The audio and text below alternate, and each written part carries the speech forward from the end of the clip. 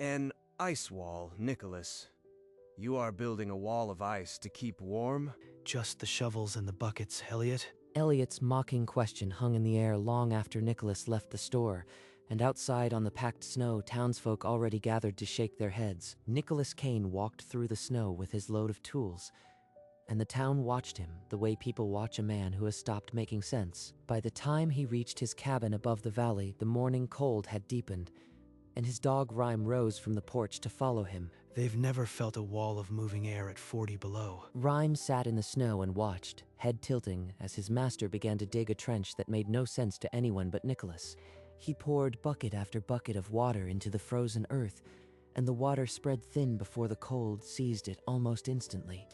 A glassy skin of ice covered the bottom of the trench, and Nicholas did not stop. They can laugh all they want. Winter will do the teaching. The days that followed only sharpened the town's disbelief. Kane's lost his mind, piling ice around his house like he's building an igloo. Someone ought to talk sense into him before he kills himself. So, May and Curtis walked the snow-packed trail to the cabin where Nicholas was already knee-deep in his growing wall.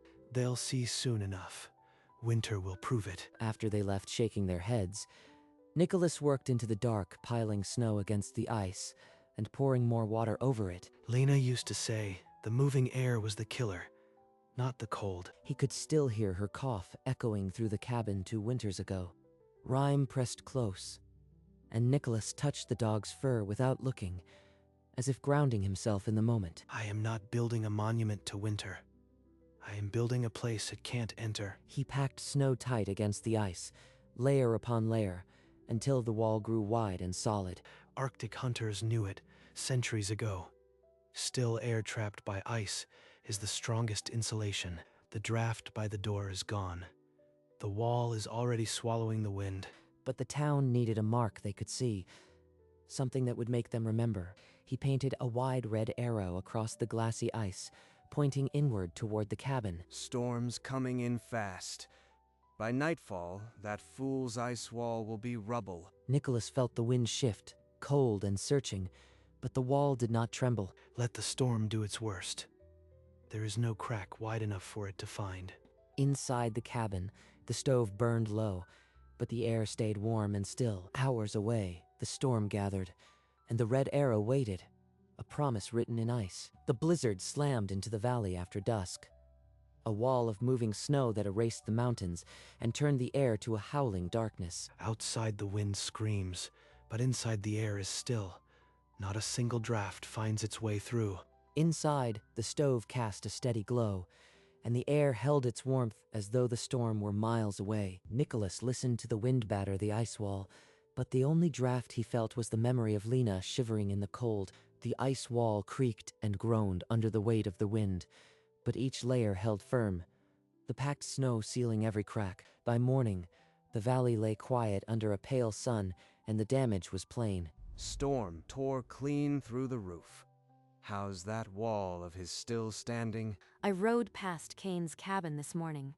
The ice wall was solid, not a shingle out of place. One storm don't prove nothing. Wait till the big one hits. But even Curtis fell silent as he turned toward the store with its roof split open to the sky. 3 days later, the sky turned a flat, bruised color that the oldest trappers in the valley watched with silent alarm. Word spread through the town of a black blizzard, deeper than any in living memory, headed straight for the pass. This sky took Lena. I will not let it take this cabin. That night, he hauled bucket after bucket through the bite of a moonless cold, adding inch after inch to his wall. Nicholas, the whole valley is spooked. Is that wall really safe enough for the worst? Look at this journal.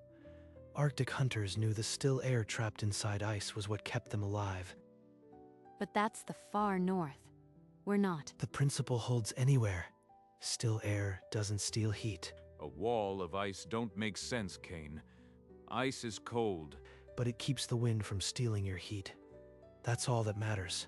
The black blizzard struck the town first with a sound like cannon fire, snapping roofs and tearing chimneys loose in a single violent breath. The chimney's gone.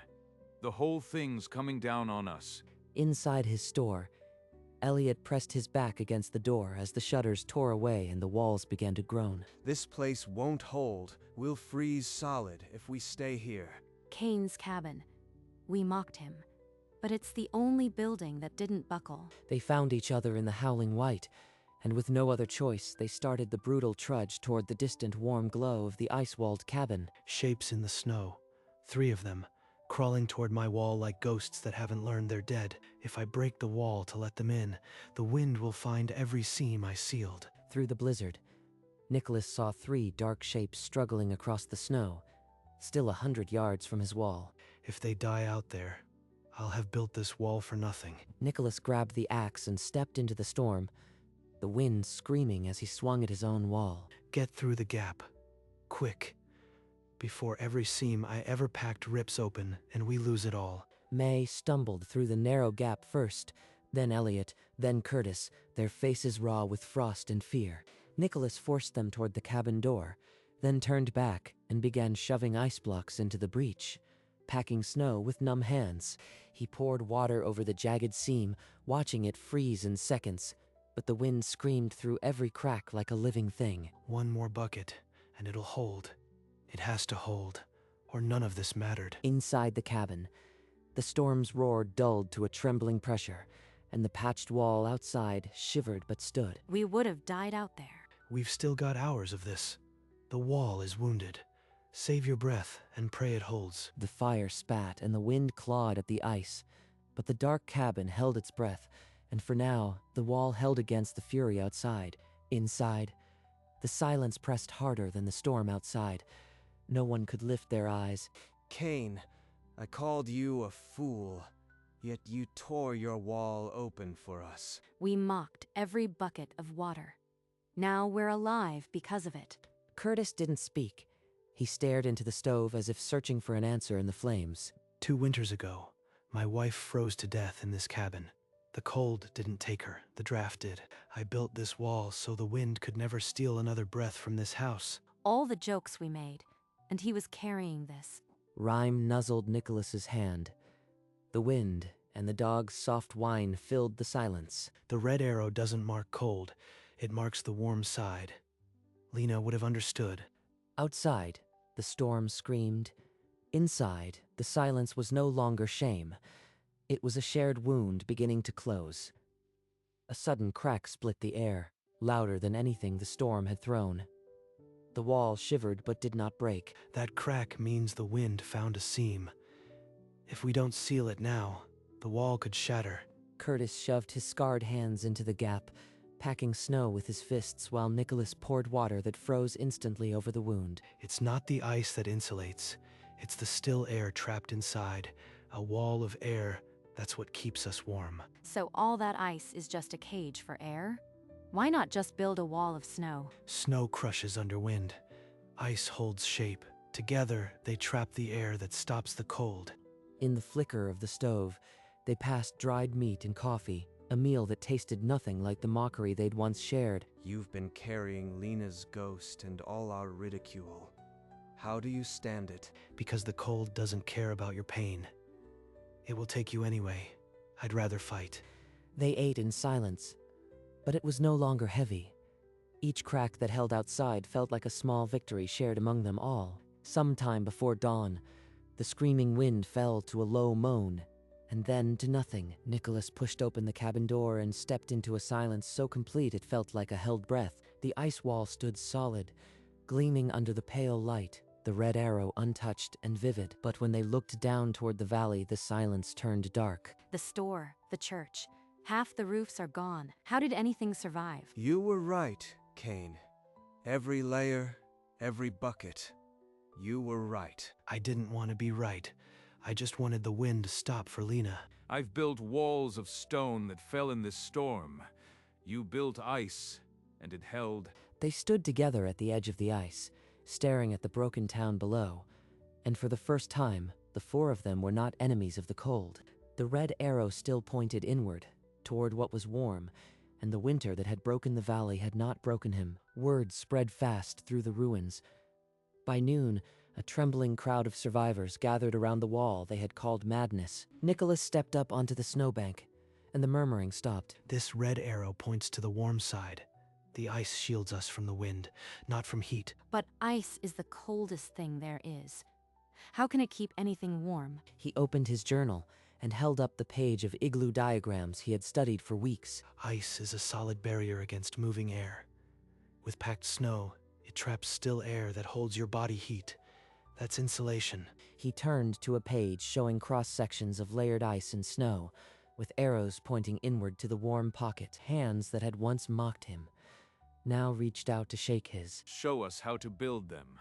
All of us. Nicholas looked across the faces that had doubted him, and for the first time, his knowledge felt like a fire he could share. In the days that followed, the valley rang with the sound of picks and shovels. Curtis dug a trench around his rebuilt chimney, his scarred hands working faster than anyone. Never thought I'd be pouring water on my own house. But if it keeps the wind out, I'll build a palace of ice. May and half a dozen neighbors flooded a ring around the general store, using every bucket they could find. This time, we won't lose our roof to a blizzard. Children, freed from digging, built their own miniature ice walls around snow forts, laughing for the first time since the storm. Elliot drove a red arrow into the frozen post outside his store, marking the warm side as Nicholas had taught. They don't need my voice anymore. They found their own faith in the ice. He walked through the town, watching ice walls rise around homes like a strange translucent crop, and Rhyme padded beside him. The once mocked madman had become the man who taught a valley to build a second skin against the cold. Weeks passed, and the first thaw crept into the valley like a quiet admission that winter could not last. It's letting go.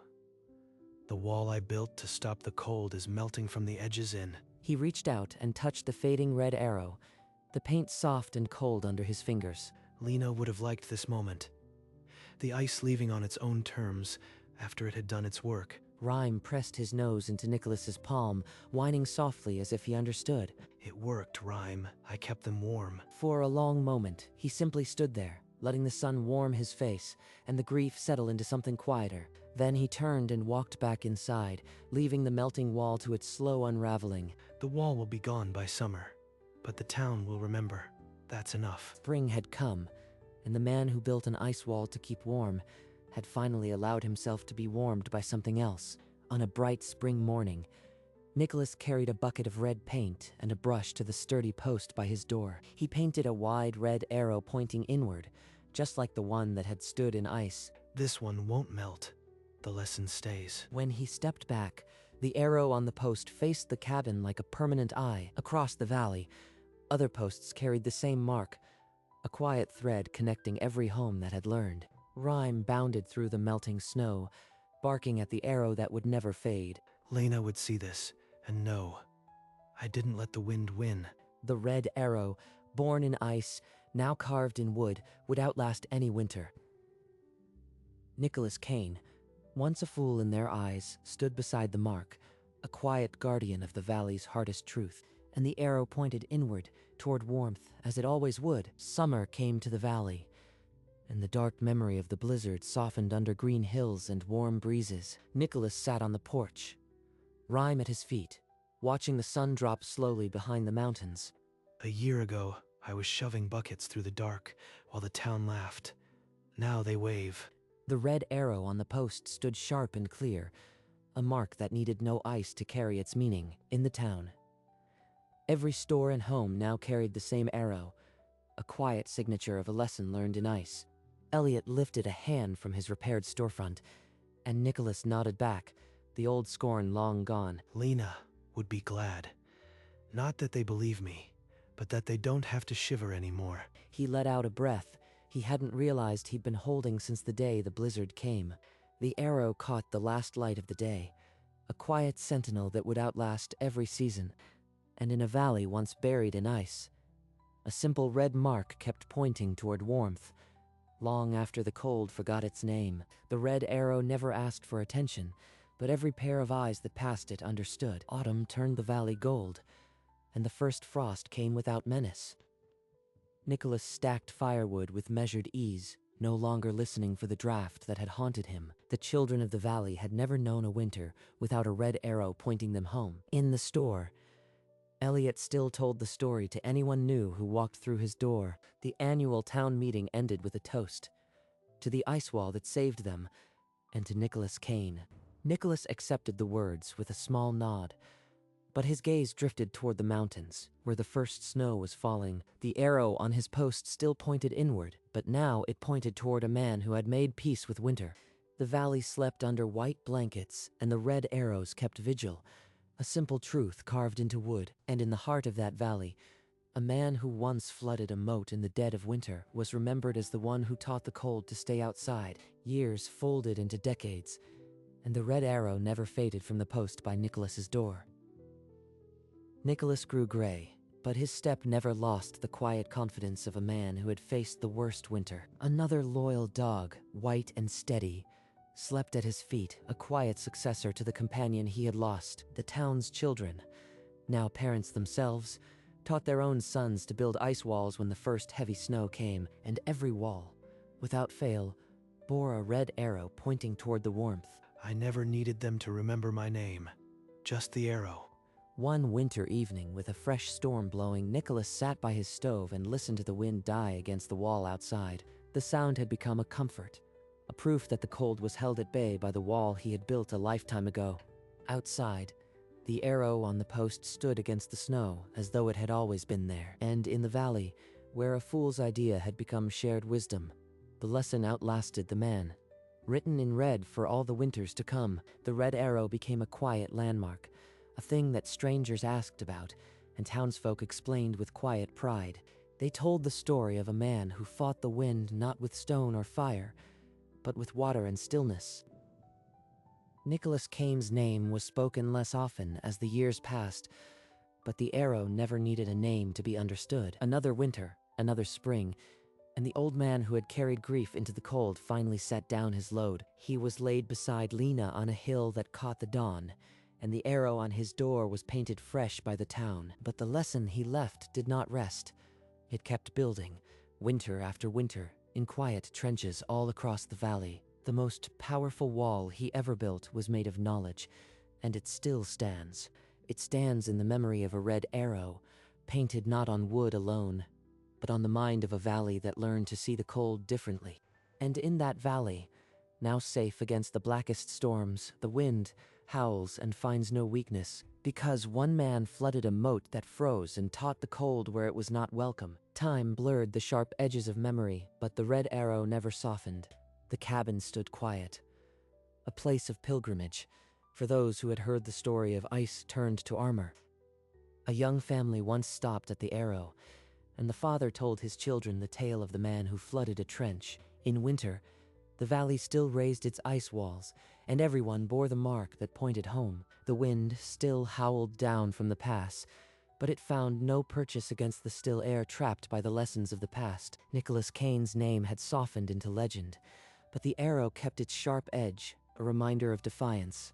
The journal he once held, worn and yellowed, was kept in a glass case at the town hall, open to the diagram of an igloo. Visitors read the cramped handwriting, traced the arrow drawn in the margin, and understood. And in the silence of a winter night, when the wind screamed, the valley slept without fear, because a fool's idea had become a valley's truth, and the red arrow pointed home forever. The arrow did not ask for remembrance, but the valley gave it freely, repainting the red each spring. 100 winters passed, and every new layer of ice carried the mark, pointing inward without a single missing link. Children who had never heard Nicholas Kane's name still dipped their fingers in red paint and traced the arrow. The storms came as they always had, black and blind with fury, but the valley had forgotten how to tremble. In the town hall, a teacher held up the old journal, and a room of students leaned forward to read the cramped handwriting. Strangers came on pilgrimages, not to a grave, but to a piece of wood with a splash of red that meant everything.